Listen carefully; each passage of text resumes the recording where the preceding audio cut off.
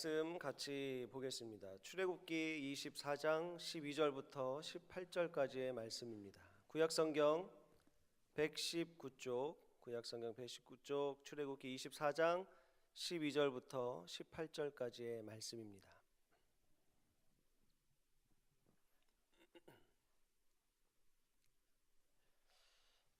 제가 봉독해 올리겠습니다. 여호와께서 모세에게 이르시되 너는 산에 올라 내게로 와서 거기 있으라. 내가 그들을 가르치도록 내가 율법과 계명을 친히 기록한 돌판을 내게 주리라. 모세가 그의 부하 여호수아와 함께 일어나 모세가 하나님의 산으로 올라가며 장로들에게 이르되 너희는 여기서 우리가 너희에게로 돌아오기까지 기다리라.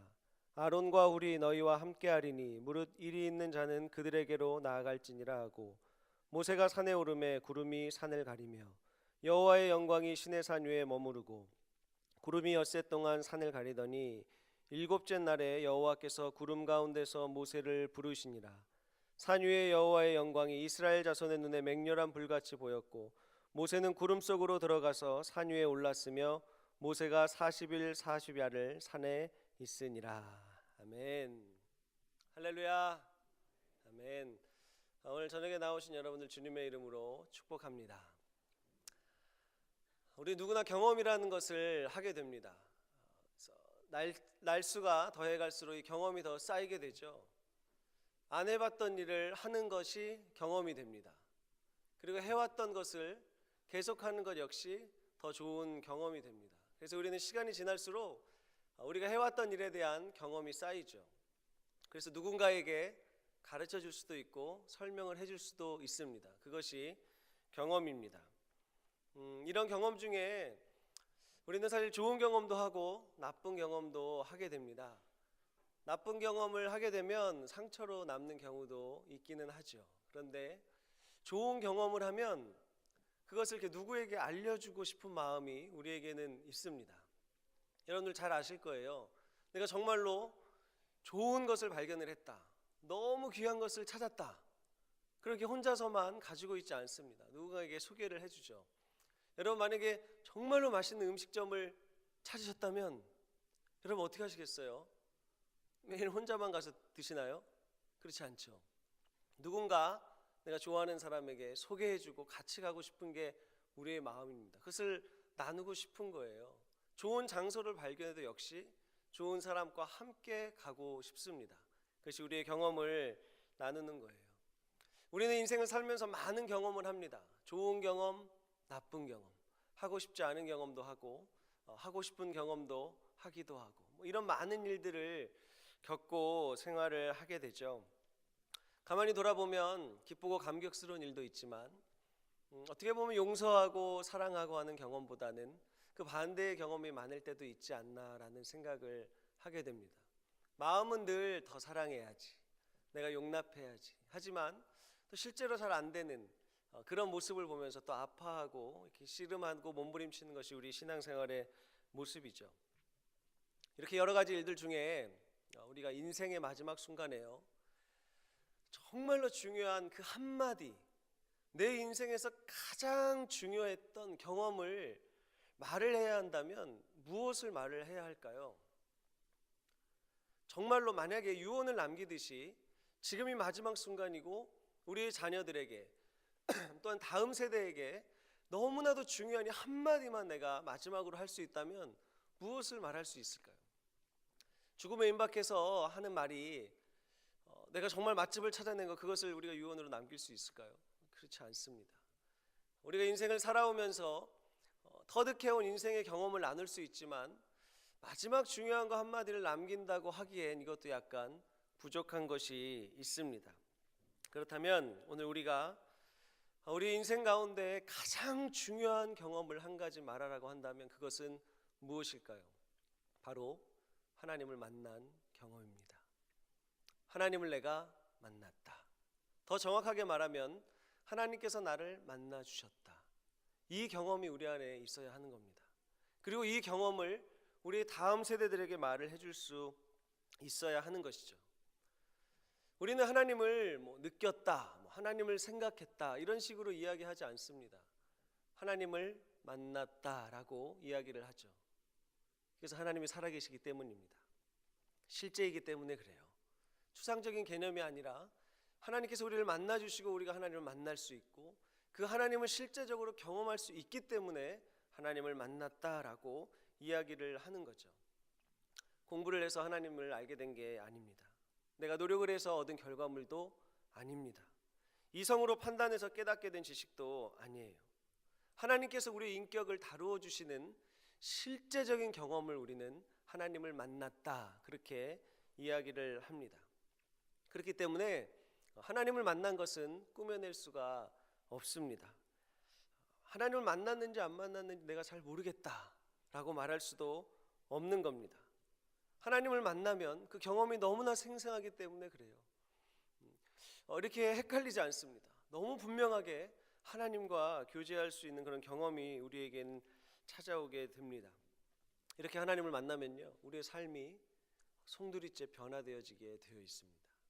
하나님께서 우리에게 찾아오시면, 하나님의 영으로 우리 속사람을 만져주시면 우리가 예전에 살았던 모습과 달라지게 되죠. 이것이 거듭났다라고 말을 할 수 있는 겁니다. 하나님께서 우리 인생을 이렇게 하기를 원하세요.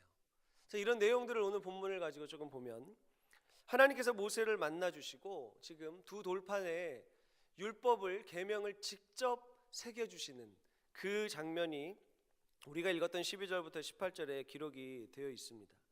12절 말씀을 다시 보면, 여호와께서 모세에게 이르시되 너는 산에 올라 내게로 와서 거기 있으라. 내가 그들을 가르치도록 내가 율법과 계명을 친히 기록한 돌판을 내게 주리라. 하나님께서 이렇게 말씀을 하십니다. 여러분, 모세는요, 하나님을 만난 생생한 경험이 있는 사람입니다.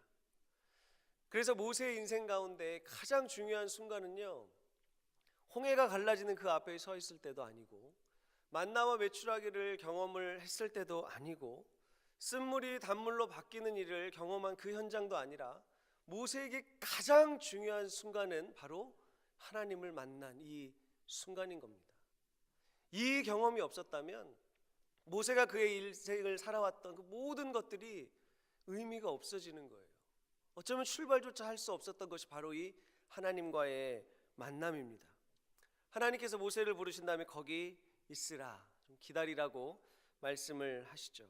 그리고 13절과 14절을 보면, 모세가 그의 부하 여호수아에게 함께 일어나 모세가 하나님의 산으로 올라갔고 장로들에게 이르되 너희 여기서 너희에게로 돌아오기까지 기다려라. 아론과 훌이 너희와 함께 하리니 무릇 일이 있는 자는 그들에게로 나아갈지니라. 이렇게 말씀을 하십니다.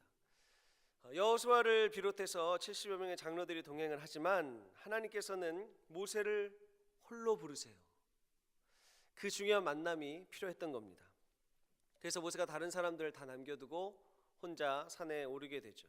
그래서 15절에 보면 모세가 산에 오름에 구름이 산을 가렸다라고 기록이 되어 있습니다. 이 장면을 머릿속에 한번 그려보세요. 모세가 산을 올라갑니다. 그런데 그냥 산이 아니에요.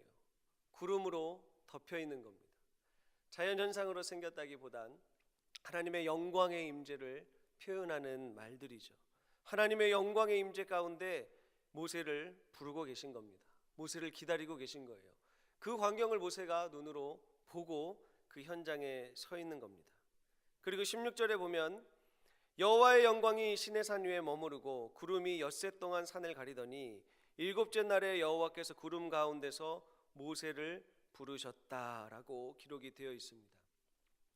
하나님의 영광의 임재가 계속해서 그 산에 머물고 있는 겁니다. 6일 동안 모세가 그것을 기다리며 보고 있었죠. 그리고 7일째 되던 날 하나님께서 직접 부르시는 겁니다. 가까이 오라고 부르시는 거죠. 17절에 보면 산 위에 여호와의 영광이 이스라엘 자손의 눈에는 맹렬한 불같이 보였고 라고 표현이 되어 있습니다. 앞서는 구름으로도 표현이 됐고 지금은 또 불로도 표현이 됐고, 이 모든 것들은 하나님의 영광의 임재를 표현하는 말들입니다. 그 하나님의 위엄이 모세와 백성들에게 어떻게 드러났는지, 누가 보더라도 하나님께서 함께 하시는구나, 누가 보더라도 하나님을 만나는 그 현장이구나, 이것을 분명하게 볼 수 있도록 하나님께서 임해 주신 겁니다. 백성들도 그 모습을 보는 거예요. 모세만 홀로 부르셨지만 주변에 있는 사람들도 하나님께서 모세를 만나고 계시구나라는 것을 알 수가 있는 겁니다. 우리가 하나님을 만난다는 경험도 이런 거와 마찬가지입니다. 하나님을 만나는 경험은 굉장히 특별한 경험이죠. 일반적인 사건은 아닙니다. 나 자신이 개인이 하나님을 만나는 거죠. 이렇게 내가 하나님을 만났다면 내가 만난 하나님을 주변 사람들이 알 수가 있다는 거예요. 저 사람은 하나님을 만난 사람이구나. 저 안에 예수 그리스도가 살아있는 사람이구나. 이런 것을 주변 사람들이 알 수가 있다는 겁니다. 그래서 여러분, 하나님을 실제로 만난 사람과 그냥 교리로 하나님을 알고 있는 사람과는 너무 많이 다릅니다. 완전히 차이가 나요. 하나님을 만난 경험은 숨길 수가 없기 때문에 그렇습니다. 하나님 앞에서 정말로 속사람이 인격적인 그 꿇어 엎드림이 있었던 사람, 정말로 죄를 통회함으로 회개하고 하나님 앞에 고개 한번 들지 못하고 통곡하며 하나님 앞에 섰던 사람, 어찌할 바를 모를 때, 한없이 무너져 있을 때, 다시 일어날 수 없다고 고통 가운데 몸부림칠 때, 하나님이 없다고 교만해 있을 때, 그때 하나님을 만나서 내 영혼이 주님 앞에 꿇어 엎드려서 하나님께서 내 속사람을 만져주시는 그 경험을 한번 한 사람은 다른 사람들이 보기에도 티가 난다는 거죠. 이 하나님을 인격적으로 만난 경험이 있는 사람들은 다른 사람에게도 이 하나님의 은혜를 끼칩니다. 그런데 머리로만, 교리로만 하나님을 아는 사람들은 자신이 원하는 일에 하나님을 이용하려고 하는 경향이 많이 있는 것을 보게 되죠. 주변에 하나님의 은혜가 아닌 자기가 할 수 있는 영향력을 끼치려고 하는 모습들을 보게 됩니다. 이렇게 다른 겁니다. 지금 모세가 그리고 이스라엘 백성들이 하나님의 그 임재를 경험을 하고 있습니다. 백성들과 모세가, 모든 사람들이 그 앞에 두렵고 떨므로 서 있는 겁니다. 18절에 계속해서 말씀을 보면 모세는 구름 속으로 들어가서 산 위에 올랐으며 모세가 40일 40야를 산에 있었다라고 기록을 하고 있습니다. 이제 모세가 하나님과 정면으로 마주하는 장면입니다. 오늘 말씀에 보면 40일 40야를 머물렀다라고 기록이 되어 있습니다. 하나님의 임재 가운데 그 기간을 머물 거예요. 히브리식 표현에 보면 40일 40야, 그러니까 40일 낮과 밤을 숫자적인 40일로 의미를 하기보다는 굉장히 오랜 기간을 표현할 때 이런 표현을 씁니다. 하나님께서 모세를 부르시고 모세가 그 임재 안에 있었던 기간이 굉장히 오랜 기간이었다는 거예요. 하나님께서 모세를 오랫동안 붙들고 계셨던 겁니다. 모세도 그 영광스러운 임재 속에 오랫동안 하나님과 대면하며 함께 있었던 거예요. 이 얼마나 영광스러운 장면입니까? 얼마나 사모하는 그런 장면인가요? 우리 안에도 이런 하나님과의 만남이 있기를 원합니다. 그런데 하나님께서 이렇게 모세를 만나 주신 것은요, 이유가 있죠. 우리가 처음에 봤던 것처럼 하나님께서 이제 이스라엘 백성들에게 율법을 주시기 위해서 모세를 부르신 겁니다. 그냥 단순하게 애굽의 종살이에서 살다가 이제 자유의 몸이 되었으니까 한번 편하게 살아봐라, 이런 것이 아니에요.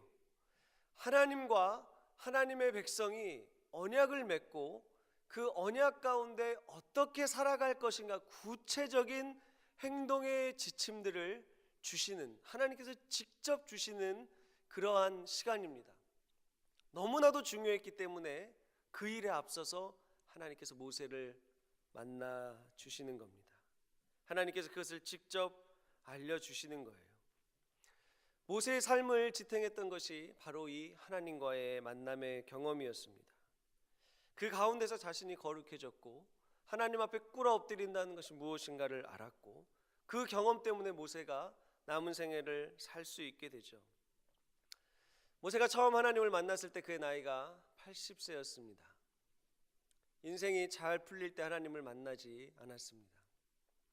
골짜기를 지나고 있었고 좌절과 절망 속에 있었고 그 가운데 불 가운데서 모세를 부르셨던 그 하나님을 만났던 그 경험이 첫 번째로 있었습니다. 그리고 나서 그것을 시작으로 해서 이스라엘 백성들을 애굽에서 빼내오고 인도해내는 여정을 시작을 하게 되죠. 그 출발이 무엇이었습니까? 하나님과의 만남이었습니다.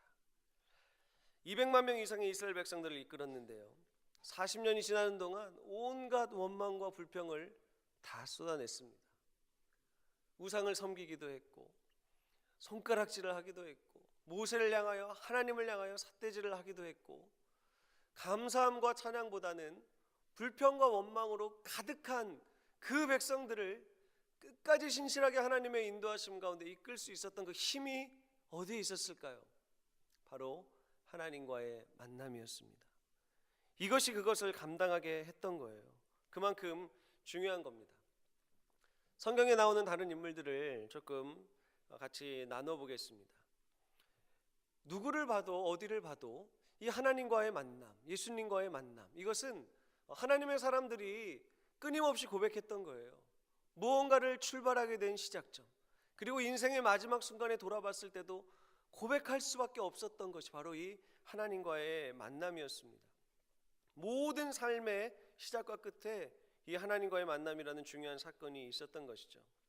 욥의 이야기를 아실 겁니다. 온갖 고난을 통과했습니다. 하나님을 실제적으로 경험을 했죠. 욥이 마지막 순간에 하나님께 고백했던 것은 무엇이었습니까? 내가 지금까지는 하나님을 귀로만 들었었는데 지금은 내가 눈으로 하나님을 보게 되었습니다. 이것이 욥의 고백이었습니다. 하나님을 경험하는 것, 이것이 바꿀 수 없고 빼놓을 수 없는 가장 중요한 경험이었던 거죠. 다윗을 한번 보겠습니다.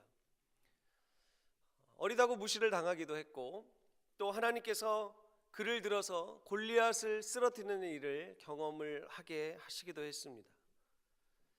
그의 인생의 많은 부분을 보면 왕으로서 부귀영화를 누리기도 했지만 정말로 사울에게 살해의 위협을 당하면서 두려움 가운데 도망 다니고 숨어 다니고, 광야로 가야 했고 동굴로 숨어야 했고, 어떤 때는 미친 사람처럼 그런 흉내를 내기도 해야 했고, 인생의 말년에 아들이 반역을 하지를 않나, 가정이 깨어지고 통곡 가운데 하나님 앞에 죄악 가운데 나아갔던 그런 모습들도 다윗의 삶 가운데 있었습니다. 그 인생의 마지막에 다윗이 기록했던 것이 시편 139편인데 다윗이 무엇라고 고백을 하는가?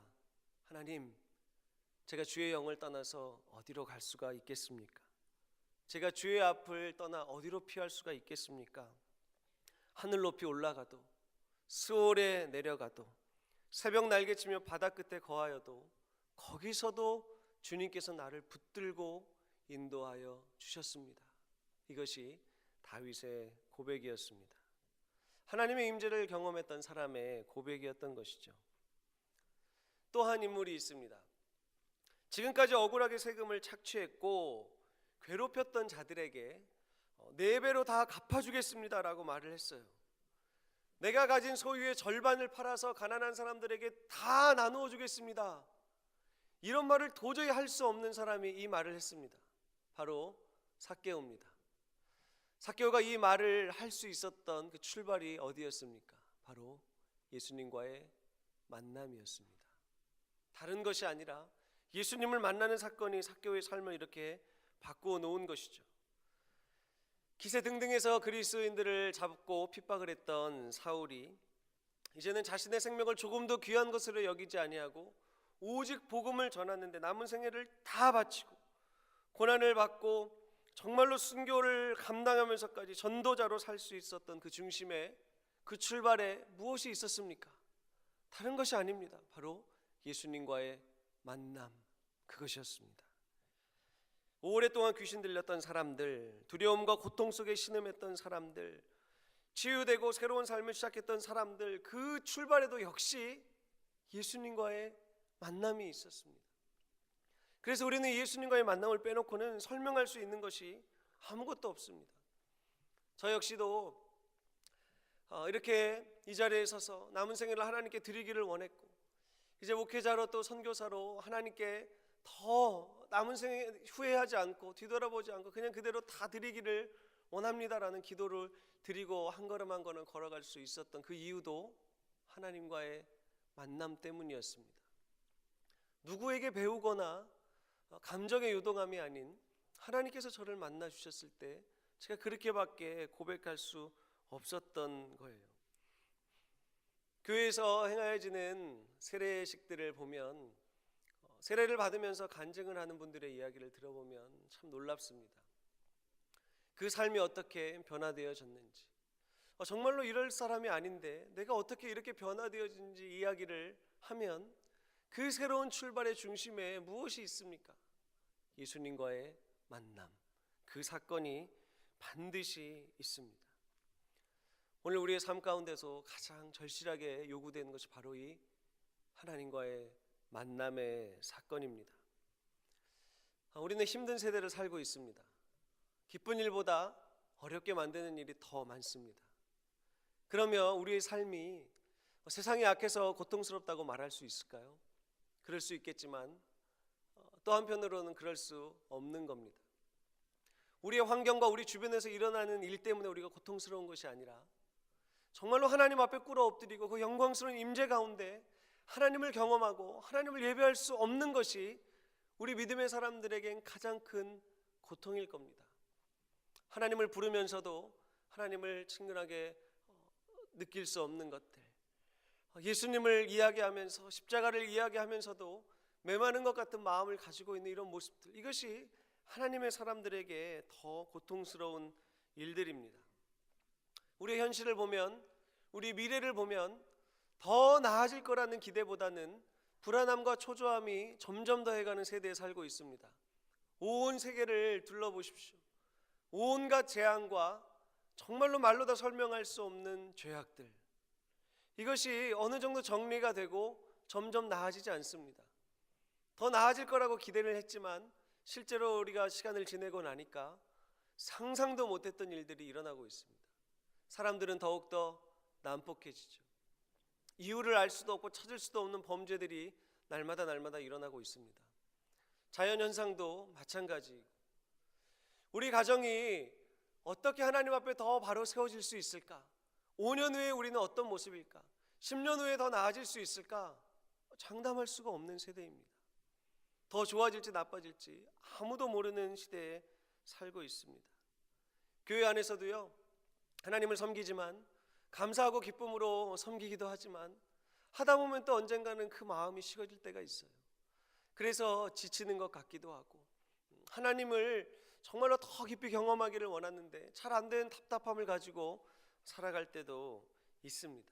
그렇기 때문에 우리에게 날마다 하나님과의 친근한 교제와 그 만남이 필요한 것입니다.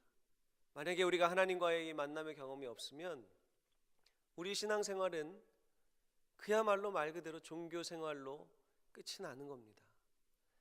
하나님을 섬겨야 하는데, 우리를 만드신 살아계신 하나님을 경험하고 그 하나님과 함께 걸어가야 하는데, 그 만남의 경험이 없다면 그냥 종교 생활을 하는 것 뿐이죠.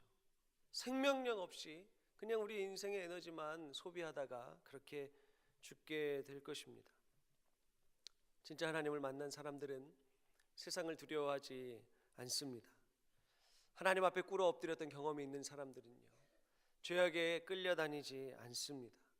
또 무너질까 불안해하거나 초조해하지 않습니다. 하나님을 만난 사람은 홀로 있을 때에도 하나님을 향한 감격스러운 예배를 드릴 수 있는 사람입니다. 그리고 그 감격을 주변에 있는 사람들과 누릴 수 있는 사람입니다. 하나님을 만난 사람들은 미움과 증오 속에 그것을 죄악으로 표현하지 않고 하나님 앞에 씨름하며 주님의 은혜를 구하는 사람들입니다. 완벽하지 않고 완전하지 않아도 늘 하나님의 은혜를 구하고 찾는 사람들이 바로 하나님을 만난 사람들입니다. 저와 여러분이 이 만남을 더욱더 갈급하고 찾기를 원합니다. 이것을 위해서 우리가 한 가지 해야 할 선택이 있다면 예수 그리스도의 십자가를 날마다 바라보는 일입니다.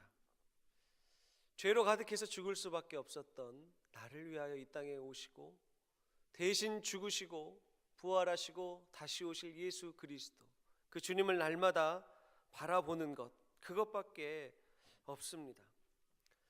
지금 우리는 고도로 산업화된 정보 사회를 살고 있습니다. 이런 상황에서 아까도 말씀드렸지만 우리 주변의 상황들이 녹록하지가 않은 거예요. 편안하게 돌아가지가 않습니다. 늘 불안해해요. 언제 직장을 잃게 될지, 언제 무슨 일을 당할지 불안함과 초조함이 있는 사회에 살고 있습니다.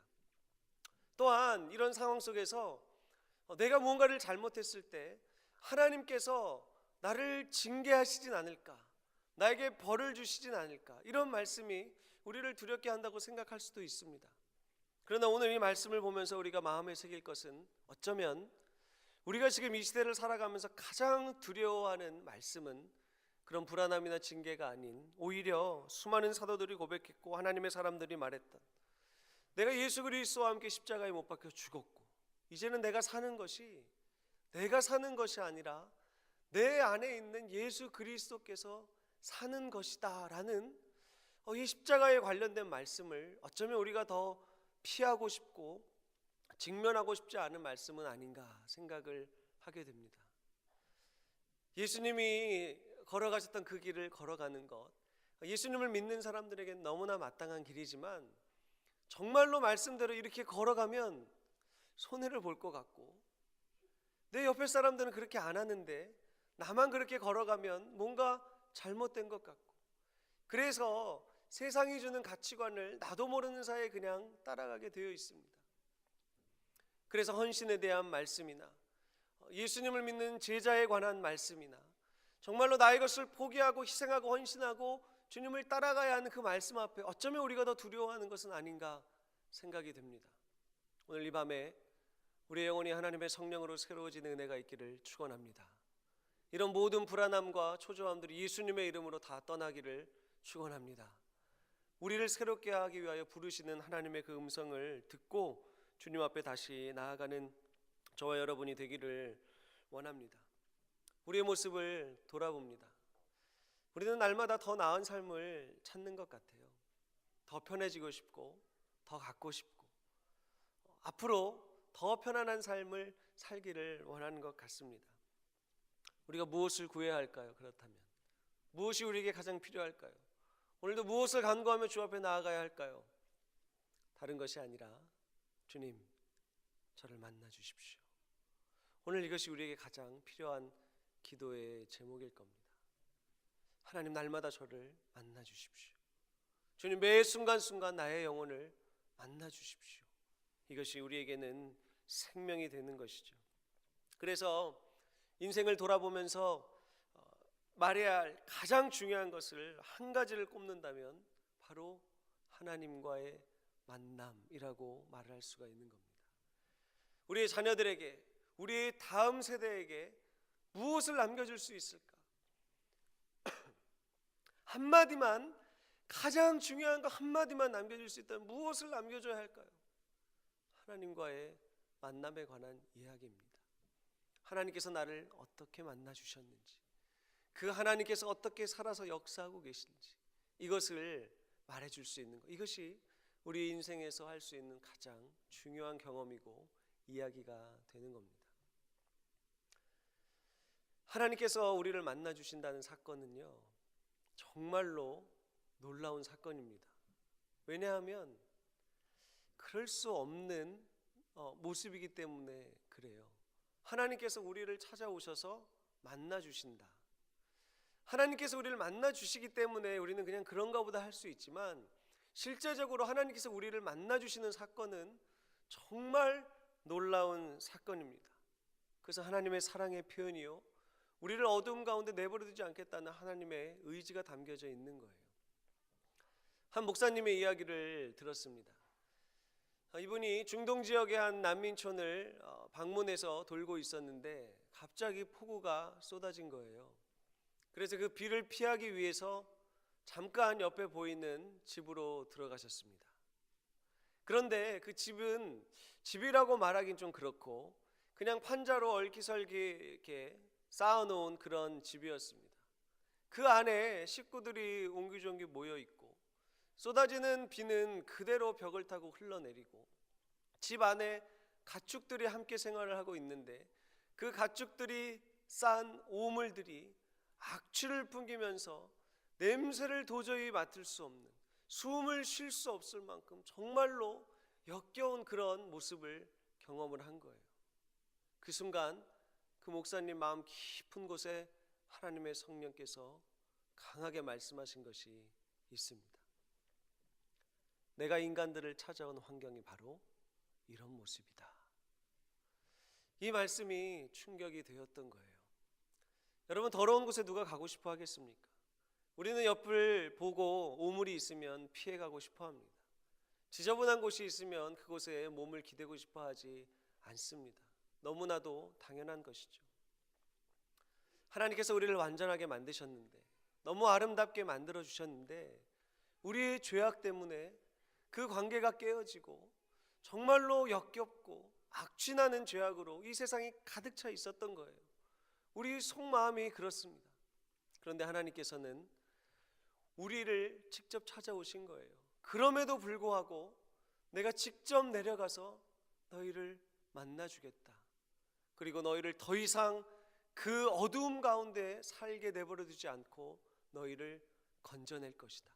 그것이 독생자 예수 그리스도를 우리에게 보내주신 하나님의 사랑입니다.